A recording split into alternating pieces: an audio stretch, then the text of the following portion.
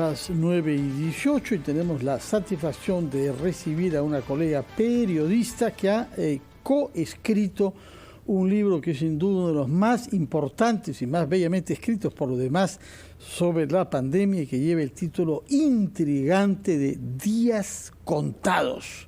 Subtítulo: Lucha, derrota y resistencia del Perú en pandemia.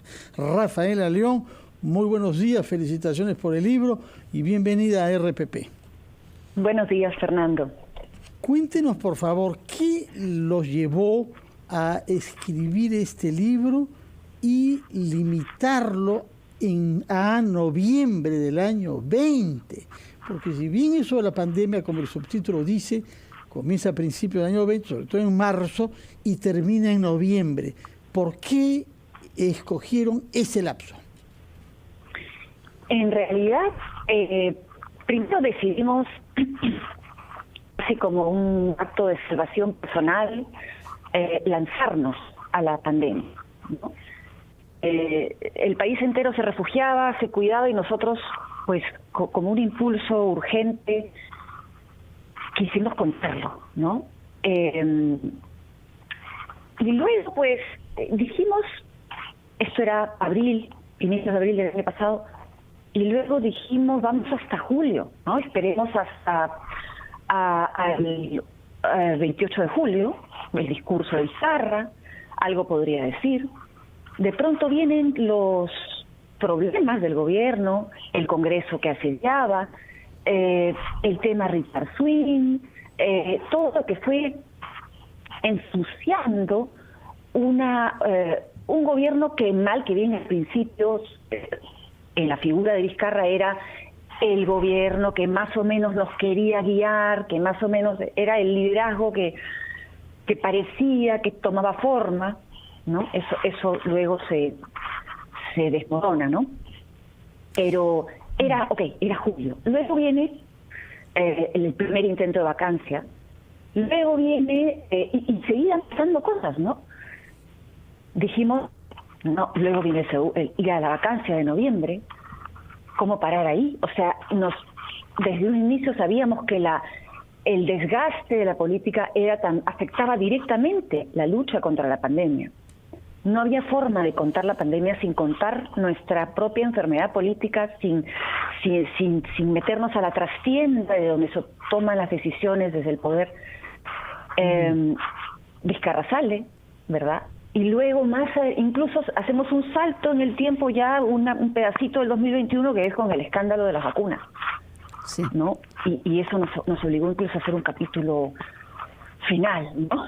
Cuando ya no podíamos más, porque es un trabajo emocionalmente muy fuerte también, ¿no? Contar una tragedia. Rafaela, ¿cómo estás? Mónica Delta te saluda. Querida Mónica. ¿Qué tal? Sí, he tenido la oportunidad de ver el libro y la verdad que sí es intenso. Uno termina con una sensación, digamos, de angustia y de revelación.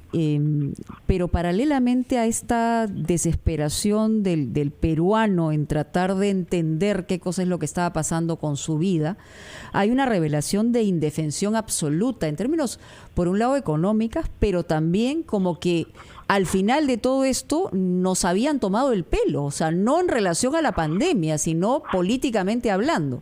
Y ese es un impacto que posteriormente se revela en un proceso electoral. De alguna manera, esa secuencia es la que sienten ustedes también durante el transcurso de estos días contados de manera escrita. Sí, de alguna manera esto nos arrastra a todos, ¿no? La pandemia, nada queda fuera de la pandemia, por decirlo así, ¿no? La crisis política que venía de antes, como ya todos sabemos, simplemente se destapa como de una olla a presión cuando descubrimos que el desarrollo en el que supuestamente estábamos como país no era tal, ¿no? Que se habían hecho hospitales sin conexiones a redes de oxígeno, por ejemplo, ¿no? Sí. Cuando veíamos a la gente, al ciudadano que vive en Lima y que se ve forzado a caminar hacia un destino que donde no pueda morir de hambre, ¿no? Y la gente diciendo, yo prefiero morirme de hambre, prefiero morirme de COVID a morirme de hambre, me voy a mi tierra. O sea, ahí uno dice, un momento, ¿dónde estuvieron todos nuestros líderes este tiempo, no? ¿Qué se hizo, qué no se hizo? Es decir, es una sucesión de fracasos, ¿no? No es nada bonito esto. O sea, yo espero que algún día tengamos mejores días que contar. Nada bonito. Nos hemos dado el lujo de ser el país con la más alta tasa de mortalidad y el único que expulsó a un presidente de la República en ejercicio en plena pandemia. En realidad, 2 salieron, ¿no? Ahora bien, lo que sorprende en el libro es la pluralidad de fuentes. Sí. Dan una relación de personas que han colaborado relatando detalles privados, detalles profesionales, etcétera, bastante variada esta fuente. Yo por eso quería preguntarle, ¿cuáles le parece desde el punto de vista técnico de la gestión de la pandemia los principales errores que se cometieron? Porque todavía no tenemos una explicación de por qué hemos tenido los peores resultados del mundo en materia de mortalidad, si bien fuimos los primeros países de la región que proclamó el estado de emergencia y que se tomó las cosas radicalmente en serio. Exacto. Yo te diría que lo primero que sucedió muy al inicio, en China ya explota en diciembre, ¿no es cierto?, del 2019. En enero ya había una alerta, ¿verdad? Pero el gran error, el primer error del país, los funcionarios más o menos que tendrían que haber estado alertas, fue pensar que esto no nos iba a afectar tanto, que esto no nos iba a llegar, y que si llegaba iba a ser como una influencia fuerte, ¿no es cierto? Ya hemos superado esto. Hubo mucha soberbia para no reconocer que esto se venía y que iba a ser peligroso, ¿no? Primer error. Dios es peruano, digamos, más o menos. Más o menos. Luego hubo un reflejo de el CDC, ¿no es cierto? Allí dijeron, un momentito, la OMS está alertando, necesitamos presupuesto, necesitamos un plan. El 31 de enero se publica este plan con un presupuesto, cosa extraña, pero el presupuesto quedó lejísimo de lo que se iba a necesitar. Empezaron con 3 millones de soles para la pandemia, 3 millones de soles para la pandemia. La ministra Inostroza en ese momento puso reparos después para subir a 30, decir, ¿cómo voy a pedir más de 30 millones? No hay manera. Al final el primer monto fuerte fue de 100 millones que provino del MEF, un poquito para cubrir los huecos, no llegar tan calatos, ¿no? a marzo, abril. Luego eso, pues estamos hablando de al final más de 10.000 millones, o sea, es una cosa que sobrepasaba todos los presupuestos, ¿no? Pero empezar con 3 millones era una locura, ¿no? Ahora, tenemos esos pequeños funcionarios anónimos, asesores, epidemiólogos, en MINSA, en MEF, que iban percibiendo que esto venía grave y a los que no se les hizo caso. Tocaban las puertas, hay que buscar presupuesto, hay que, ¿cómo se llama? No sé, reunir gente, hacer un plan, y no había mucha respuesta, ¿no? Después, otro error fue el haber cerrado, casi un 90% cerrado la atención primaria.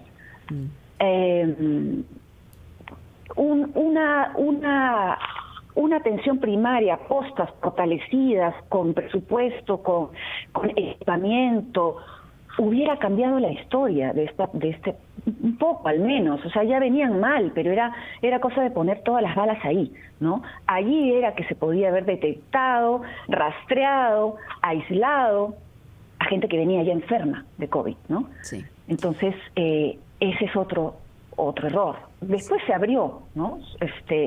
Se abre porque además interviene Fernando Carbone, exministro de Salud. Zamora lo convoca rápidamente y le dice, tú tienes que abrir, ¿no? Pero varias de nuestras fuentes ahí coinciden en que eso se debió abrir antes, ¿no? Rafaela, una pregunta que tiene que ver con un personaje central durante toda esta etapa de la pandemia, que es el propio Vizcarra. Tú has tenido la oportunidad de escribir también sobre Martín Vizcarra, el retrato de un poder en construcción, y finalmente termina destruido por él mismo en una circunstancia que nadie esperaba. Esa sensación en medio de esta pandemia, su protagonismo y su propia destrucción, ¿cómo la reflejas, digamos, en una mirada desde el punto de vista de alguien que tuvo primero una sensación respecto al personaje y me imagino que ahora una completamente distinta, ¿no? Sí, bueno, es la segunda vez que me toca escribir un libro de un suceso, bueno, de alguien que, en este caso, de un suceso que todavía se está conociendo, que no ha terminado, ¿no? En el caso de Vizcarra, él todavía era presidente. Ahora esta pandemia no ha concluido, seguimos en ella. Sí. Te diría que vimos, Luis Johamovich y yo, a varios Vizcarras, ¿no? Uno, el inicial, digamos, es este comunicador del mediodía, que más o menos la gente espera, perdón, para escuchar. Luego le juega mal su viejo método de mantenerse cerrado, aislado, desconfiado, no convoca, no llama, está, ¿no?, sus 3 o 4 colaboradores principales que no conforman ese estado mayor que hacía falta. Estamos hablando de una pandemia. Ya no era un gobierno normal, prepandémico, no era su gobierno regional, era gobernar en una pandemia. Se perdió esa oportunidad de convocar gente que pensara la pandemia, no que te solucionara el día, sino que pensara la pandemia. Eso no se hizo y además súmale, Mónica, que desde muy al inicio del año pasado, Iván Manchego, que era una persona importante de su entorno, se va, ¿no? Sí. Él era la persona crítica dentro del grupo, en Palacio. Que le podía decir el que podía decir esto no está bien. Sí. Y fue desoído muchas veces y cansado. Y se va. Muchas gracias, Rafaela León, por sus explicaciones. Lamentablemente el tiempo nos ha vencido, pero podremos escucharla con más amplitud el martes que se presenta el libro. Felicitaciones a usted y al coautor Luis Johamovich, que han hecho este libro realmente estupendo por el contenido y por la intensidad, como ha dicho Mónica, publicado por Editorial Planeta, que será presentado vía digital el martes, ¿no es cierto? El martes a las 7 de la noche. El martes a las 7. Bueno. Sí, solamente decir, Fernando, yo sé que estamos sobre la marcha, pero es siempre importante que alguien que está en el poder escuche la crítica, porque si no la escucha se desmorona y se convierte en absolutamente todo lo contrario de lo que quiere irradiar. Eso es una lección que deberían aprender los poderosos. Acá hay 400 páginas de crítica, no solamente contra Vizcarra, sino no, en general. Por eso hablo en general. Sí, políticas y sanitarias. Muchísimas gracias. Felicitaciones otra vez por el libro, Rafaela León, coautora de Días Contados.